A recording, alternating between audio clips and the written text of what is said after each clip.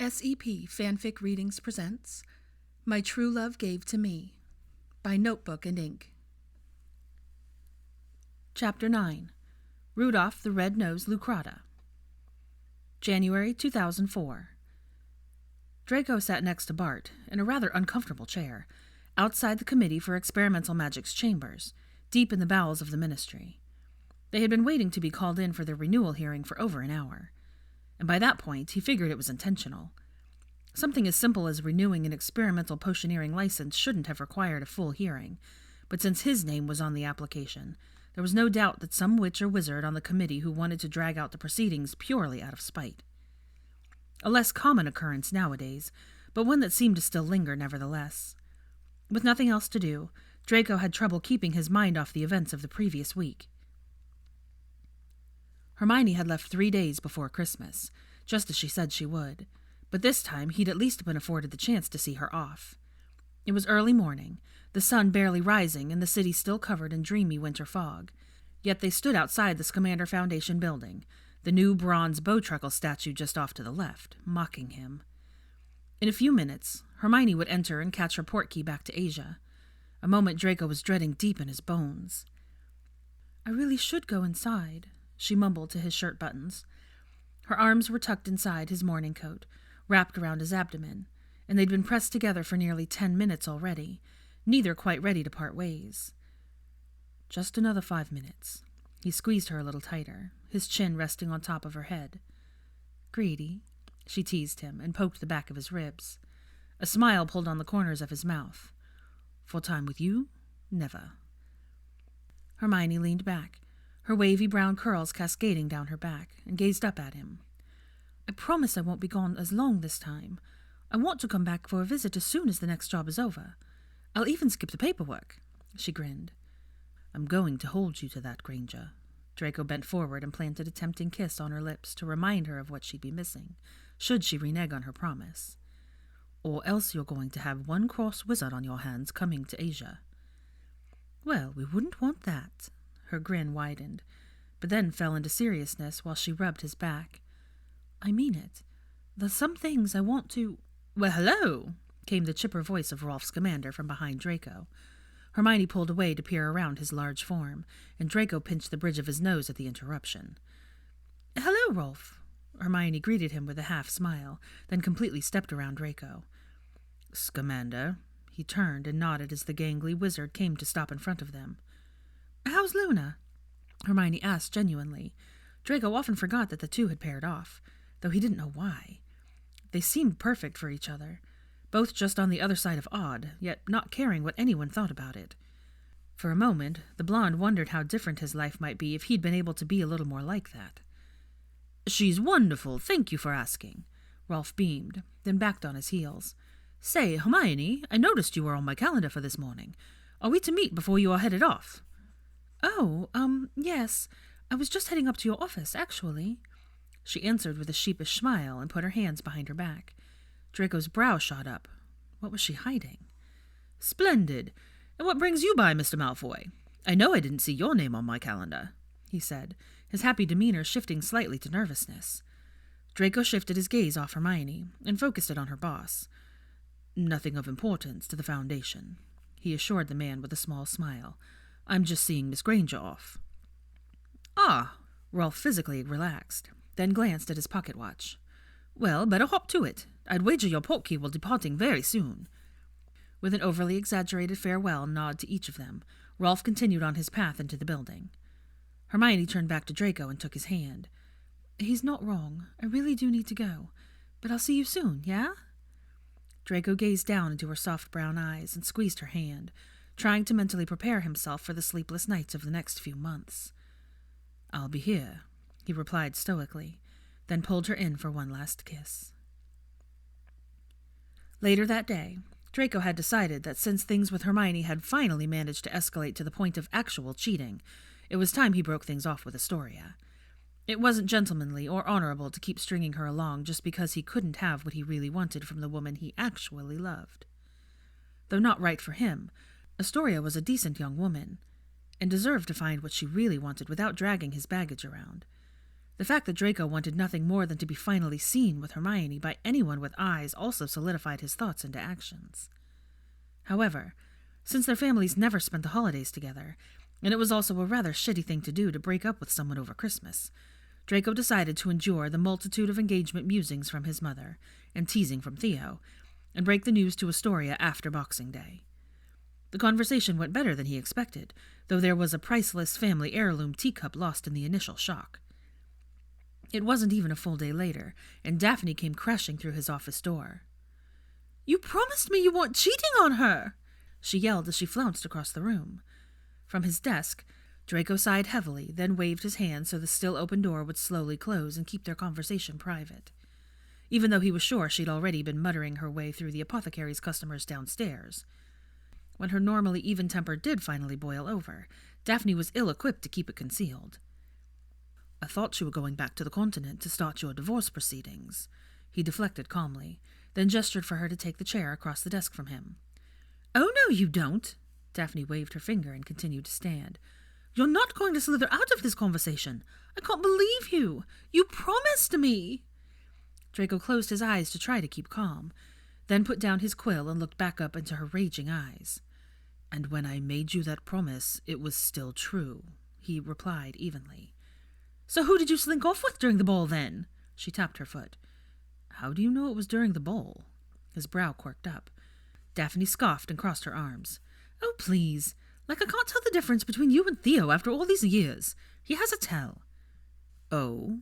Intrigued, Draco tented his fingers in front of him. "Do tell." No one else had ever even seemed suspicious when they played out one of their little schemes, although Daphne had never been present before. "Theo doesn't drink like you. He just tosses them back with no regard for what it is, only the effects it can induce. You only do that when you're really upset." Draco breathed a laugh and shook his head a little. It was the smallest of details to pick up on, but she wasn't wrong. "You're brilliant, you know that." "Flattery isn't going to work either." She put her hand on her hip. A signal Draco knew meant she was bound and determined to get the answer she was after. "Who is she? The woman at the masquerade. Astoria said she was supposed to be Theo's date, but that you two looked a little too chummy on the dance floor.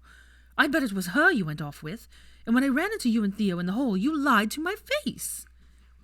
There was no point in denying things now, not when Daphne would get to the truth one way or the other. Draco did feel a twinge of guilt for lying to her that night, but he wasn't ashamed of what happened afterward. It was her. "Name?" she drawled out and tapped her foot again impatiently. "Hermione Granger," he stated. "Granger?" Daphne's hand fell slack off her hips and her mouth agape. "Granger," he repeated. She finally sat down and looked to the floor, trying to make sense of things. "How in the hell did that happen?" "We've kept in contact for a few years, but circumstances were never right," he explained. "Now things have finally aligned enough to where I think we might have a shot at something."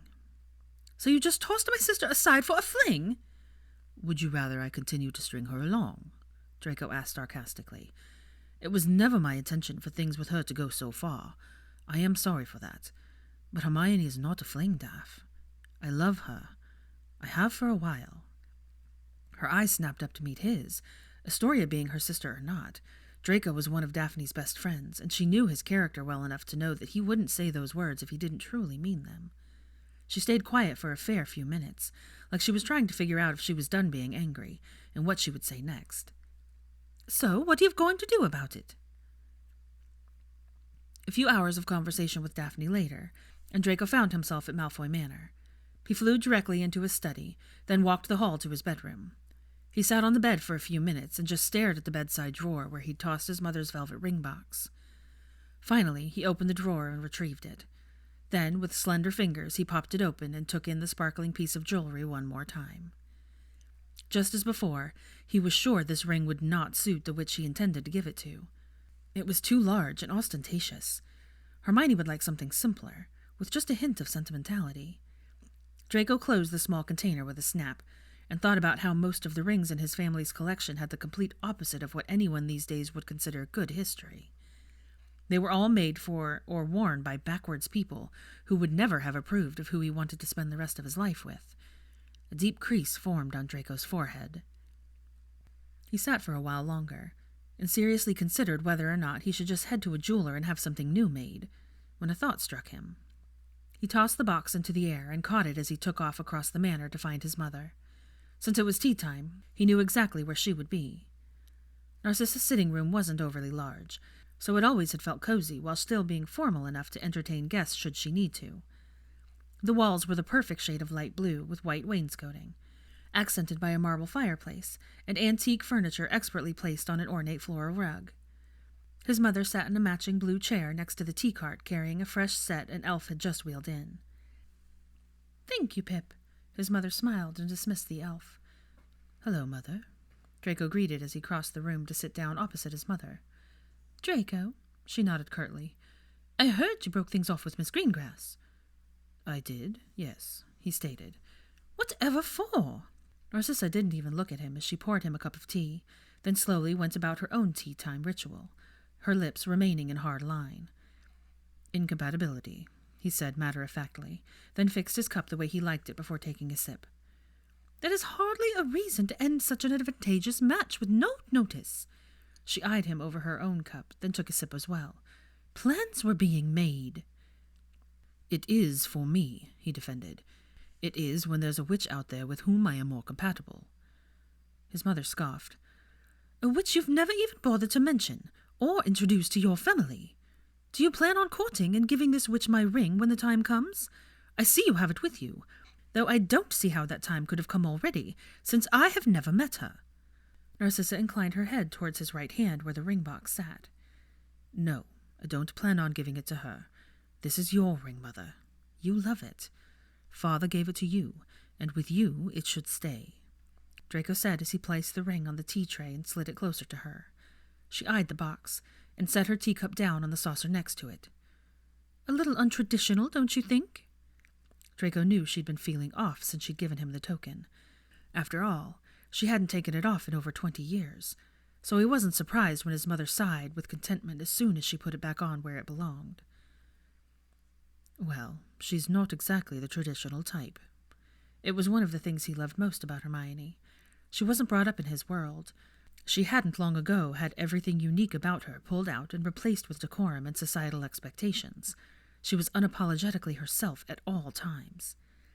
His mother inspected the ring now back on her perfectly polished finger, then looked back to her son. "Do you plan on buying something new, then?"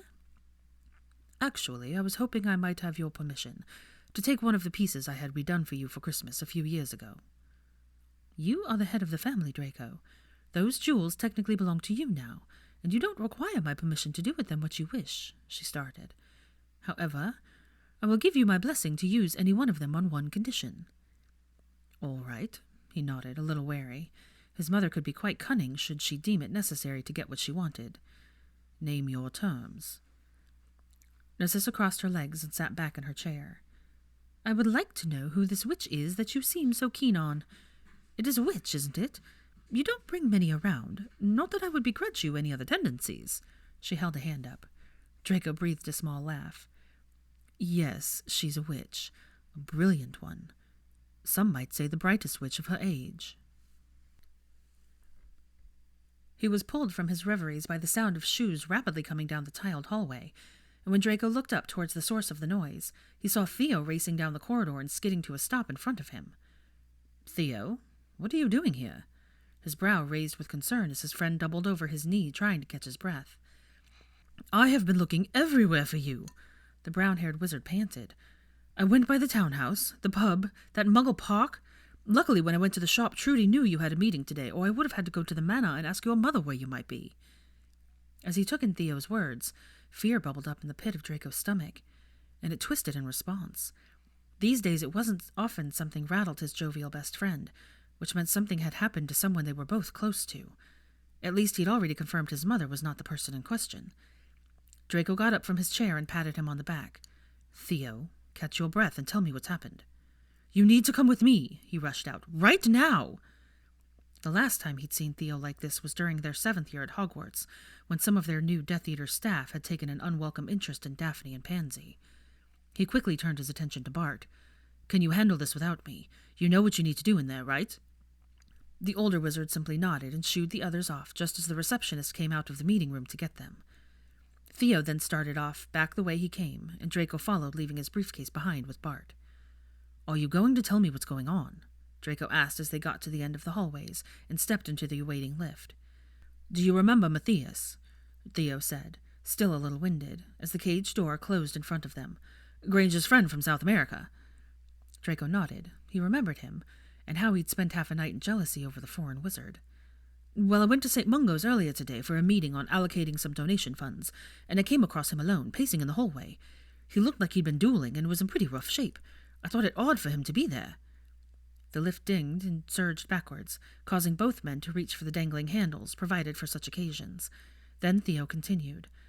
"I asked him what he was doing there, and he told me he'd gone with Granger to Asia and was part of her team there." Theo looked at Draco, his face grave. "He's in London because there was a problem with the latest assignment." Draco's mind raced back to when he'd discussed Hermione's next job with her.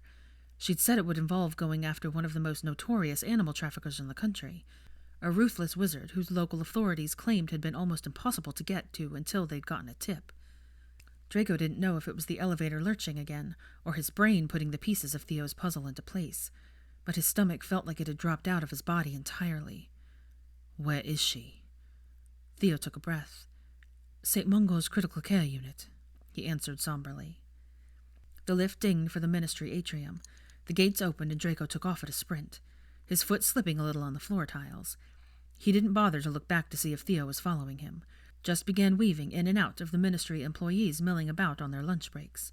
He dashed to the entrance hall, and a shout of protest came from one wizard as Draco heavily shouldered him aside to steal his flue. He shouted for the hospital and slipped away in the green flames. When he emerged at the hospital, Draco whipped his head from side to side looking for a map or anyone who could tell him where his destination was. A little harder than he meant to, he grabbed the first Mediwitch he could find and spun her around to ask her where the critical care unit was. The woman was rightfully put out by the interruption, but the panic-stricken look on his face softened her ire, and she pointed to where he needed to go. He passed by wing after wing until he was nearly at the end of the hall, when he caught a glimpse of a red-headed woman sitting in a chair about halfway down the final adjacent corridor. Draco turned on his heel and hastened his way towards Mrs. Potter. Ginevra was slouched forward, elbows on her knees, with her head in her hands, but she perked up at the sound of Draco's footsteps rushing towards her. She probably assumed the noise was coming from some hospital staff member, because her face fell when she saw it was only him. Then she started to get up from her chair. "Malfoy, you should—" she started to say, but Draco didn't wait around to hear the end of her sentence. He just pushed his way into the room. At the intrusion, Potter jumped up from his chair at Hermione's bedside, his fingers twitching for the wand in his pocket. Aura training and all that. He could see that his ex-childhood nemesis was saying something to him, could see his mouth moving, but Draco heard nothing. The only thing his senses were allowing in was the state of the woman he now loved lying in front of him on the hospital bed, when only 2 weeks ago she was lying in his. The top of her head was wrapped up in bandages, likely covering a wound to the back of her head, as well as a gash on her forehead indicated by a red stain. She had a small cut down her temple and also on the bridge of her nose, which had obviously been broken.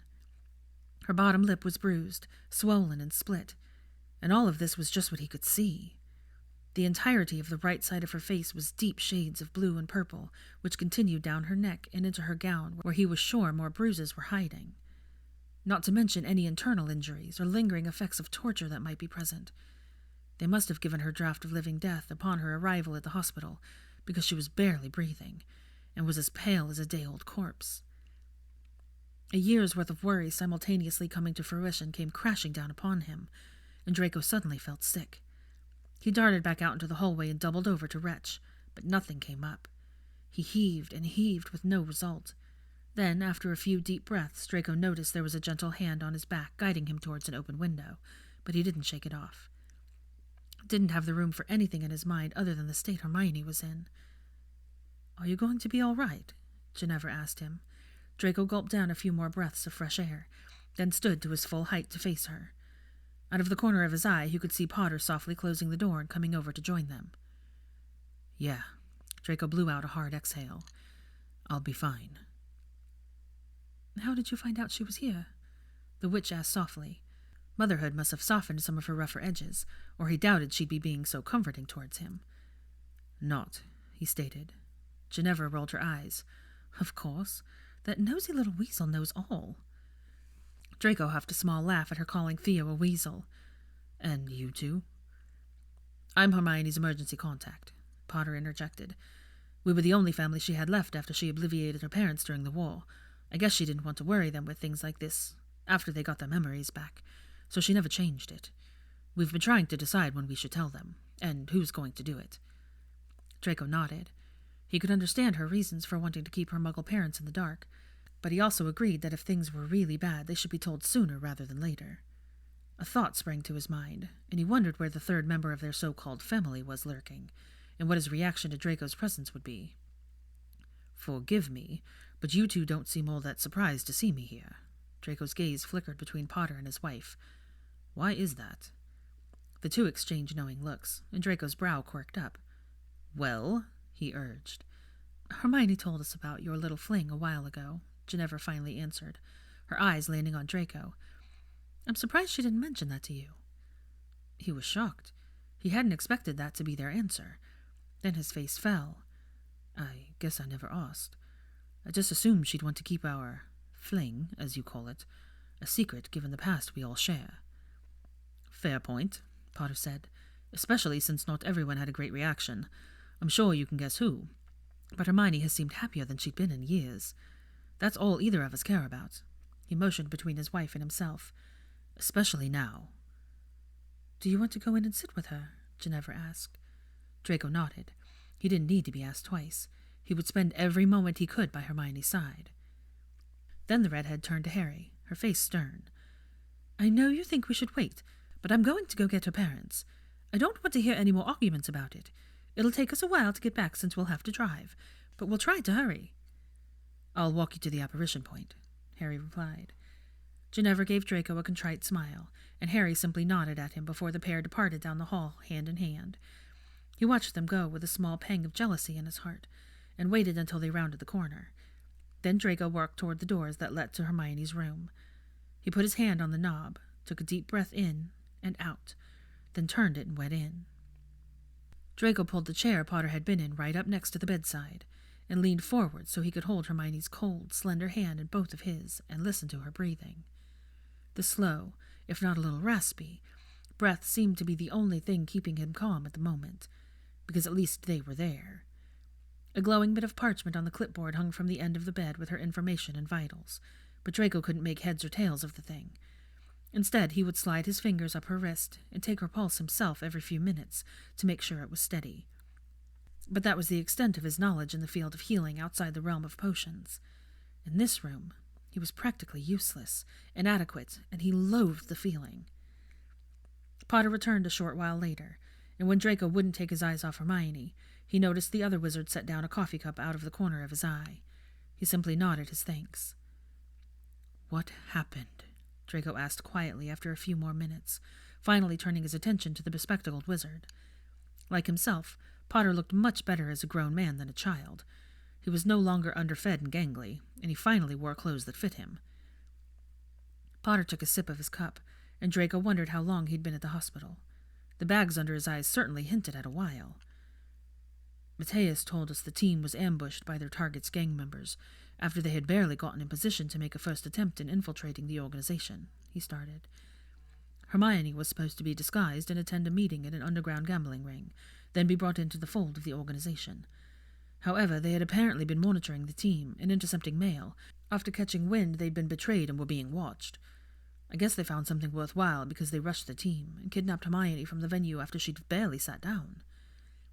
As soon as Potter said the word mail, any color he carried immediately washed out of Draco's face. It was her mail, he muttered. She wrote to me, telling me when they were starting, so I wouldn't worry when I didn't hear from her. It took all of Draco's energy, so much so he was practically vibrating with the effort not to get up from his chair and kick it across the room. Instead, he let go of Hermione's hand and balled his fist into the bedding, his jaw clicking with tension as he clenched it. Such a stupid mistake, he seethed. He could only blame himself. If he hadn't let his feelings cloud his judgment and gotten involved with this witch, this never would have happened. She wouldn't have tried to ease his worry, and she wouldn't be here fighting for her life. She was their hostage for 2 days. while those who survived the ambush and the rest of the group tried to figure out a rescue mission.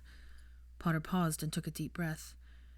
I actually received a request from the International Office to send a few oars to Asia to help with the extraction.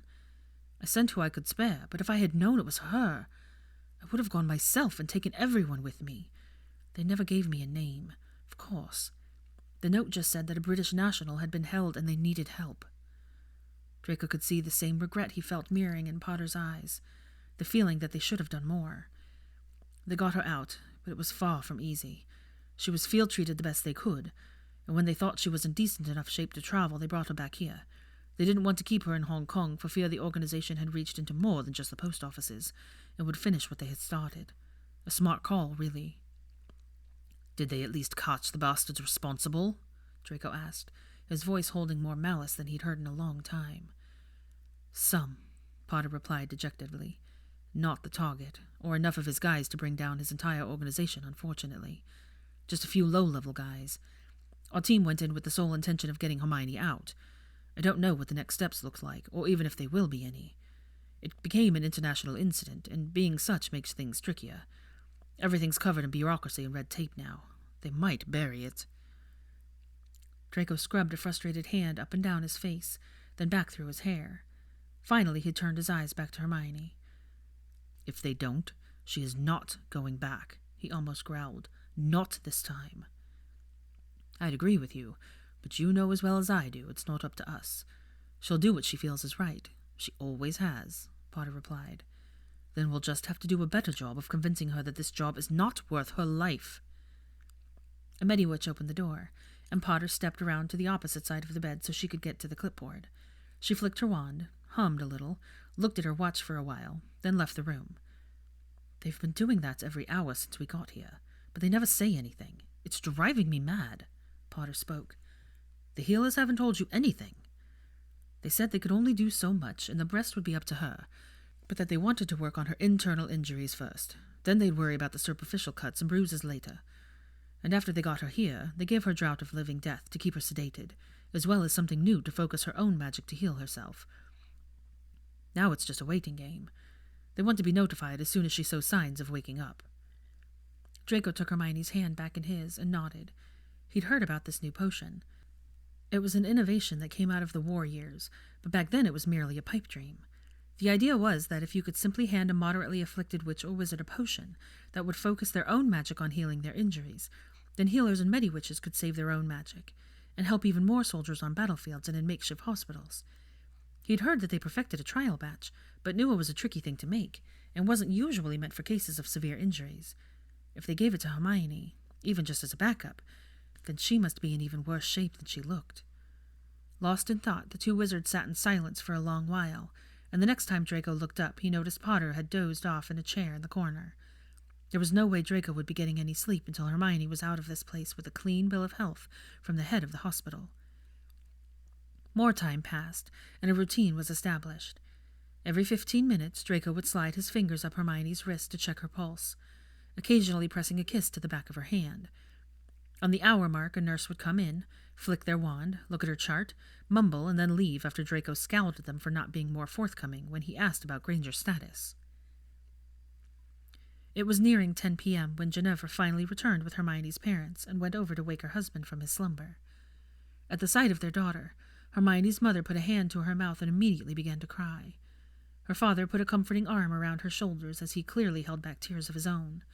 Seeing them for the first time in many years, Draco noticed how much Hermione's facial features looked like her mother's, but she had her father's hair, and if he had to guess, his personality as well.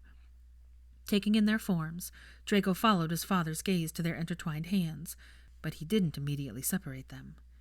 Her father swallowed a lump in his throat, then looked over to a groggy Potter. "Thank you for being here with her." "Of course," Potter replied. "We'd all do anything for Hermione." Draco simply nodded in agreement, then gently let go of Hermione's hand. He got up and walked towards the door so her parents could take his place, and the look her mother narrowed her eyes at him as he walked past. As much as Draco didn't want to, he would wait in the hall so they could spend time with their daughter. The Potters joined him. Once in the hallway, Draco made his way back over to the open window. It was times like these he really wished he hadn't given up smoking after he finished school. Maybe he could pilfer some draft of peace from a Mediwitch station. "You should go to the burrow and check on James," he overheard Potter say to his wife. "We should both go," she replied. "You've barely slept since you sent those ores to Hong Kong, and you've been here since they brought her back.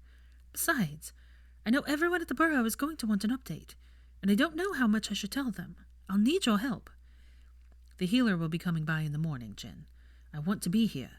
Potter pleaded his case. "Then we'll come back at first light, but you're no good to Hermione exhausted," she retorted.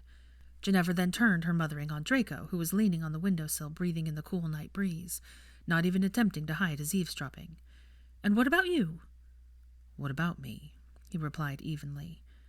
"Are you going to go home and get some rest?" "I'll stick around for a little while longer." "And then go home?" Her voice lilted on the last word. "Sure." Draco lied easily, but the redhead eyed him like she saw right through him, so he narrowed his eyes right back. If she wanted to mother him, he could act like a child. Sleep would not come no matter where Draco was, so he didn't see the point in increasing his distance. If there was a change in the night, he wanted to be there, especially since the only reason he even knew Hermione was in the hospital at all was because of Theo's philanthropy and nosiness. After the Potters took their leave, the routine of the hospital resumed, but Draco had to find a new place in it. He replaced checking Hermione's pulse with checking his watch for the time, and the hourly scowling at Mediwitches with pacing the hall while they performed their check-ins, before he returned to his chair by the door when they emerged from the room once more. Around 1 a.m, Draco made a trip down to the deserted cafeteria for 3 coffees and some snacks. Quietly, he entered Hermione's room once more, and his eyes immediately went to her, but after a quick scan there seemed to be no change. He set the refreshments down on the table near the door, and as he turned to exit once again, he saw Hermione's father was coming towards him, while her mother dozed in the same chair Potter had been in. "I thought you might need some coffee," Draco said quietly. "Thank you," the man said, then picked up a cup and savored a drink. It was terrible stuff, but this late in the night anything was better than nothing. "You're Draco Malfoy, yes?" "Yes, sir." He straightened up and held out his hand to shake. Hermione's father seemed to hesitate, but took it. "Your daughter and I were in the same year at Hogwarts." "Yes, I know," he said simply, then dropped Draco's hand. Draco stiffened. He'd been worried about how much Hermione had told her parents about him throughout their years of their childhood, and that this would be the reaction if he'd ever met them. "You two didn't exactly get off on a good foot," her father continued. Draco's brow raised at the unfamiliar expression, and the man seemed to notice. "I just mean that you weren't exactly friends," he clarified. "Oh, no, we weren't," Draco swallowed. "But that will always be one of my biggest regrets of my life, I can assure you." A heavy pause lingered between the two men. "She speaks rather highly of you lately, though." He took another sip of coffee. Draco's mouth dried out, and he felt a small flutter in his stomach. "That's nice to hear. I'm doing what I can to be deserving of any accolades she might think I'm worthy of, but I know I won't ever live up to her level. She's a brilliant witch, and an even more amazing woman. You and your wife did a wonderful job raising her." The man smiled and nudged Draco with his elbow. "Keep talking like that, and you'll surely win over Susan. She's a tougher customer than I am, and doesn't let go of slights easily." Common ground, at least, Draco thought, but just nodded. "Well, I'll be out in the hall. If you need anything else, please just let me know." "Are you sure you don't want to stay in here?" Draco wanted nothing more, but Hermione's father had now confirmed that his wife did not harbor great feelings for him, and he didn't want to put any more stress on an already stressful situation. The hallway would have to be close enough for now. "Thank you, Mr. Granger, but I'm all right in the hall." "All right." He took another sip of coffee. "And you can call me David." The routine continued. Watch-checking, Mediwitches, hall pacing, no change with Hermione, and trips to the cafeteria, even if he came back with nothing. By the time the Potters returned in the morning, Draco was exhausted and irritable. Unfortunately, they were not alone. "What the bloody hell are you doing here?" Ron shouted as he postured his way down the hall. Draco kept his reclined position in the small plastic chair near the door and pinched the bridge of his nose. He did not have the patience for Weasley right now and could feel a migraine coming on. "Are you going to answer me?" He spat as he made his final approach. He peered around Ron's solid frame to his sister. "You couldn't have told him I was here?" "You said you would go home," Ginevra shrugged. How was I supposed to know you'd still be here? Draco narrowed his eyes at her like they both knew better. Hello? I exist, you know, and I asked you a question. Ron's face was getting redder and redder by the minute. Draco finally stood, cracked his neck to each side, and squared off with him. Why wouldn't I be here? He asked calmly, not wanting to stoop to Weasley's level. I figured you wouldn't have the guts to show your face, seeing as it's your fault Hermione's even here. He straightened to full height, taller than Draco by an inch or two. Potter must have told him about the male revelation. My fault. If you'd been able to keep her satisfied in the first place, she wouldn't have broken up with your sorry ass and then taken a dangerous job and started seeing me to get her kicks. So who's really to blame here? You slimy git! Weasley roared. Guys, let's try to remember this is a hospital. Potter quietly tried to mediate. Good, he bit out. Then someone will be able to revive him after I've hexed him senseless. In an instant, Draco was back in Hogwarts and wanted to make Weasley pay for all the things he was saying. It was childish, but Draco laced his tone with mocking and put on his signature sneer. Even this close, I doubt you'd be able to hit me. How is Auror training going, Weasley? Still about to flunk out? Your best friend is head Auror, and you still can't make it through. Pathetic. Ron's face shaded a color of red Draco didn't even know was possible. Come on, Ron. Potter stepped in and put a hand on his friend's shoulder. Settle down. We're here for Hermione, remember? Ron fixed his glare at Potter instead, a look of betrayal crossing his features for not getting the backup wanted. If Draco hadn't been so exhausted, he probably would have seen the throw coming. But as it was, he didn't, and Weasley sucker punched him right in the jaw. Whoa! Cried the Potters simultaneously. Draco swayed on his feet and rubbed his jaw as he righted himself. He felt the bone, but nothing seemed broken. Still think I couldn't hit you from this distance? He smirked as Harry began to tug him away. Draco just smirked as he continued to rub his jaw. You even punch worse than your ex-girlfriend. You've done it now, Ron, Ginevra chimed in. If you don't leave on your own, security will just come and make you. Fine. I don't want to stick around and watch him pretend like he cares about her anyway. I don't think I could stomach it, Weasley replied.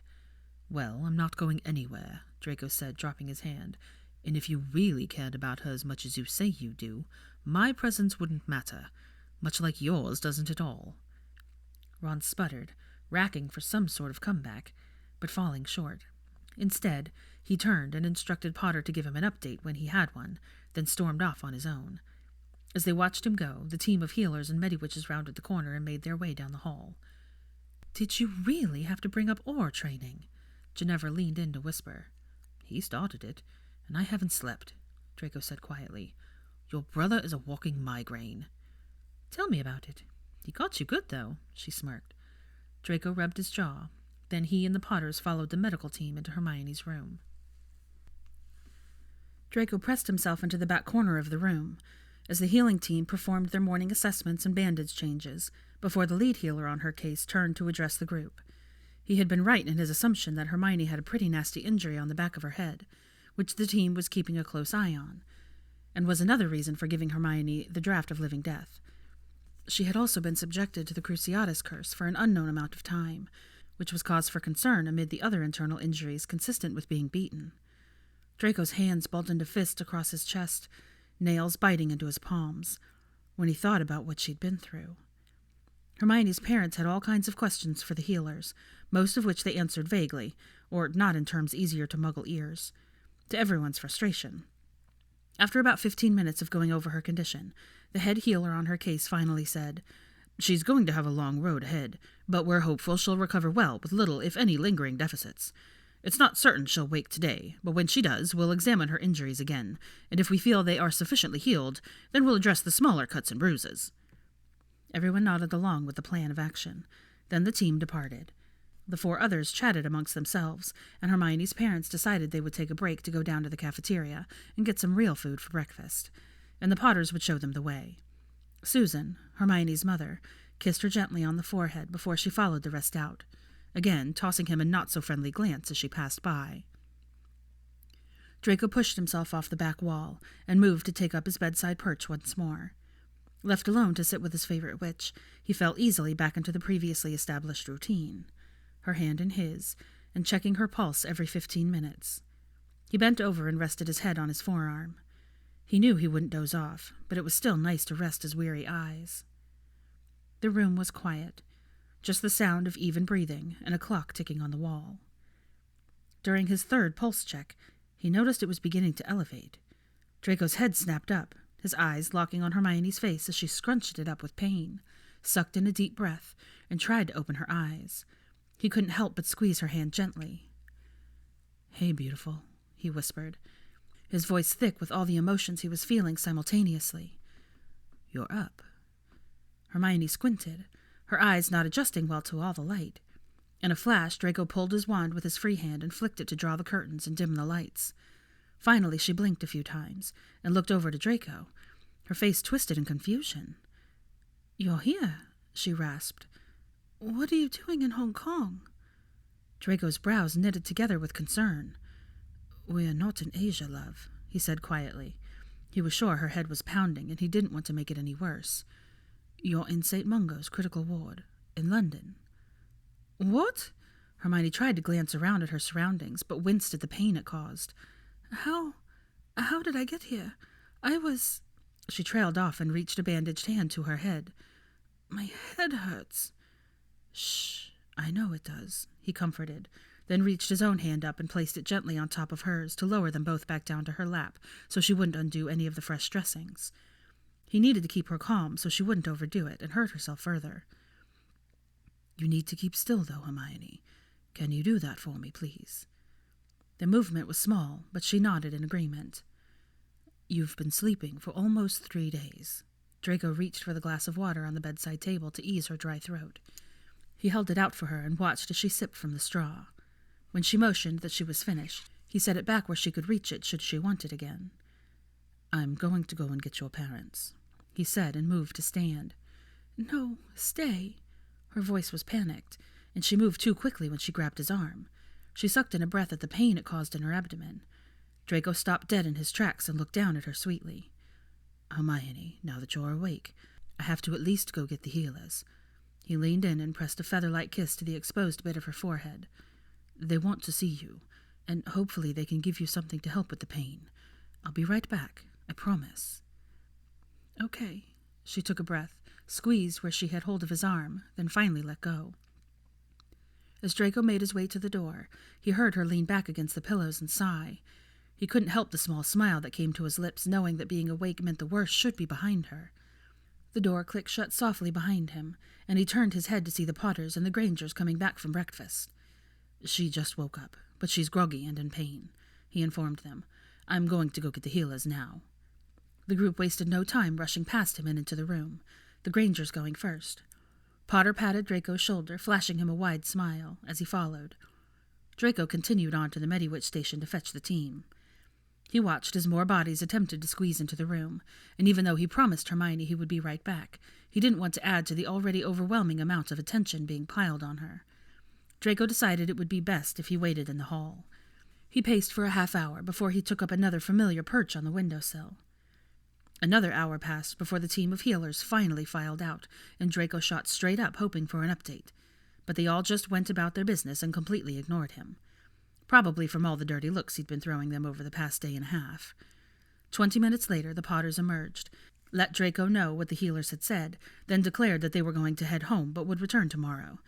Another hour passed, and Hermione's parents emerged, Susan looking him up and down. When David said Hermione was asking for him, it was as if someone lifted a 10-pound weight off his chest, and he could finally fully breathe again. Draco nodded, then crossed the hall to the open door slightly, and poked his head in. "You wanted to see me?" "Yes." Hermione smiled wide when she laid eyes on him. The color had come back to her skin, and she was sitting up amongst a mountain of pillows, all fluffed to perfection. Her head had fresh bandages, and while her bruising's color had lessened significantly, her small cuts were completely healed. She patted the edge of the bed next to her, gesturing for him to come in and join her. She looked more like herself, and Draco couldn't help but mirror her wide smile. He entered the room and let the door close behind him as he crossed. When he hesitated at her bedside, she huffed and patted the bed again with more force. They must have given her some pain relief potions, so with a small sigh he gave in and lightly put his weight down next to her, not wanting to jostle her too much. "Do you need something?" he asked. "Whatever it is, I'll go out and get it." "I know you would," her smile returned, "and that's sweet, but I just want you here." She picked up his hand and laced its fingers with hers. "You sure? Your parents are just in the hall. They could sit with you while I go get whatever it is you want or need." "I actually told my parents they should go home." Draco's brow shot up in confusion. "They said they had left their house in such a hurry," she explained, "and they've been here all night. So I told them it was okay if they left to go straighten up, rest, and come back tomorrow." "Hermione, I know the healer said you were out of the woods, but someone should still be here with you overnight. The Potters already left. Can't your mother stay while your father goes and takes care of things?" She laughed then slightly. Draco felt a stab of guilt for making it happen. "If you knew the level of my mother's obsessiveness, then you'd know she'd be unbearable if she were to stay here with me and send my dad back alone. I don't really feel up to that right now." She gave his hand a light squeeze. "Besides, I have someone here with me." She paused for a moment. "Or can you not stay any longer? Ginny did say that you've not left since you found out I was here." "No, of course I can stay." Draco gently cupped her cheek with his free hand. "I just figured you'd want a loved one with you." "You are my loved one," she said, and leaned into the caress. As Draco stroked her face with his thumb, he felt butterflies take flight in his stomach. They propelled him forward to press a soft kiss to her fading, bruised lips, the split now fully healed. "Ow," she whispered, and smiled against his lips, yet didn't pull away. Draco did immediately, but Hermione didn't let him go far. "I'm sorry," he apologized breathlessly. "I didn't mean to hurt you. It's just, I've been waiting for a very long time to hear those words. I didn't realize how long until recently." As the day passed, and to the Mediwitch's dismay, Draco settled into the single-sized bed next to Hermione. Now that she was awake, their hourly exams lengthened to every 3 hours, but they still diligently checked all her vitals, as well as asked her questions to assess her head injury. The only time Draco slipped out of the room was when she dozed off for a nap in the afternoon. He scourgified his clothes and ran some water over his face and threw his hair in the bathroom, then sent a note to the apothecary from the Mediwitch station. He lingered in Hermione's room, absent-mindedly flipping through old magazines he'd found on the wanderings the night before, and right on time their dinner arrived by 6 p.m. by an owl that tapped on the hospital window. A sack with some takeaway boxes swung in its beak, a note from Trudy pinned to it. "So glad to hear Miss Granger is on the mend. Here's what you asked for. Trudy." Draco was laying out the boxes on the side table when the brown-haired witch stirred. "That smells amazing," she sighed, and rolled over onto her side to gaze at him. Draco's lips pulled into a wide smile. "I was hoping you'd be happy with it. I sent Trudy out for something a little more appealing than hospital food." "What did you get?" she asked, eyeing the containers.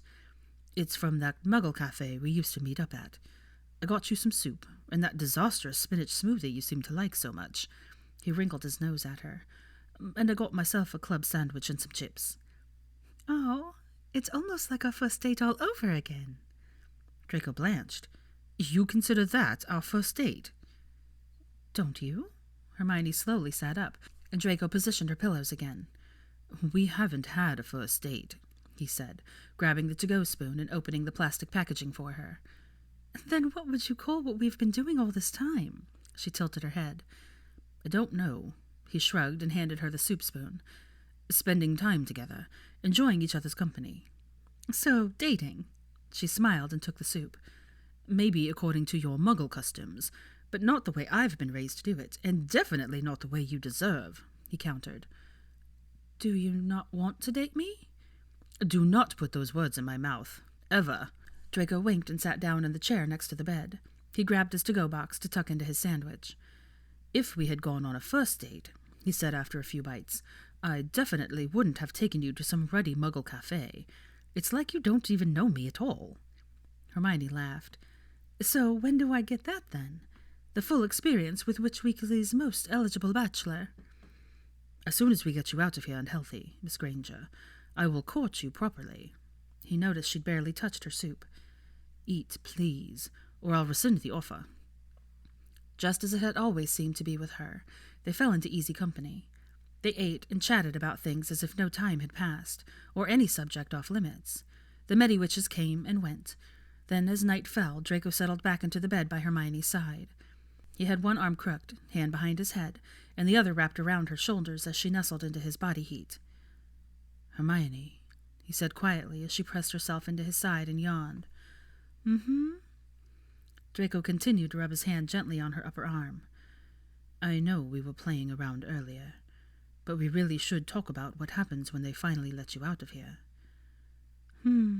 She responded. He really wanted to have this conversation before she fell asleep. He'd been putting it off because he didn't want to start a fight, not with her in this condition, but now it seemed he may have waited too late. "I know Potter told you what happened to get you here, and I think you know my position on your job pretty well by now." He paused and took a breath.